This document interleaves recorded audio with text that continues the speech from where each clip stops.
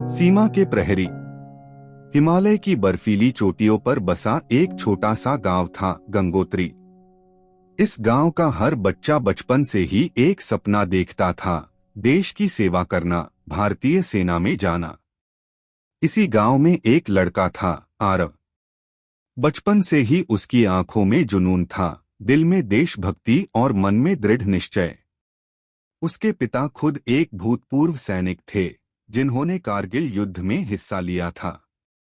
आरव जब भी अपने पिता की युद्ध की कहानियां सुनता तो उसकी आंखें चमक उठतीं। जब आरव 18 साल का हुआ तो उसने राष्ट्रीय रक्षा अकादमी (एनडीए) में भर्ती की परीक्षा दी और उत्तीर्ण होकर प्रशिक्षण के लिए चला गया। वहां के कठोर प्रशिक्षण, अनुशासन और कठिनाइयों ने उसे एक मजबूत सैनिक बना दिया। 3 साल बाद वह लेफ्टिनेंट आरव सिंह बन गया और उसे जम्मू कश्मीर की एक संवेदनशील पोस्टिंग मिली, लो लाइन ऑफ कंट्रोल पर। वहां की परिस्थितियां अत्यंत कठोर थीं, बर्फबारी, दुश्मन की निगरानी और हर पल खतरे का सामना। एक रात जब चारों ओर घना कोहरा था, उन्हें गुप्त सूचना मिली कि कुछ आतंकवादी सीमा पार कर चुके हैं और गांव की ओर बढ़ रहे हैं। आरव ने बिना देर किए अपनी टीम को तैयार किया और जंगल के रास्ते आगे बढ़ गया।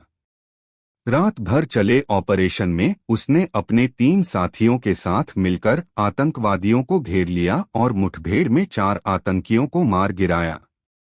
हालांकि इस संघर्ष में आरव को गोली भी लगी, लेकिन उसने हार नहीं मानी। घायल होने के बावजूद वह तब तक लड़ता रहा जब तक मिशन पूरा नहीं हुआ। इस वीरता के लिए उसे शौर्य चक्र से सम्मानित किया गया। जब वह अपने गांव लौटा तो पूरे गांव ने तिरंगा लहराते हुए उसका स्वागत किया। उसके पिता की आंखों में गर्व के आंसू थे।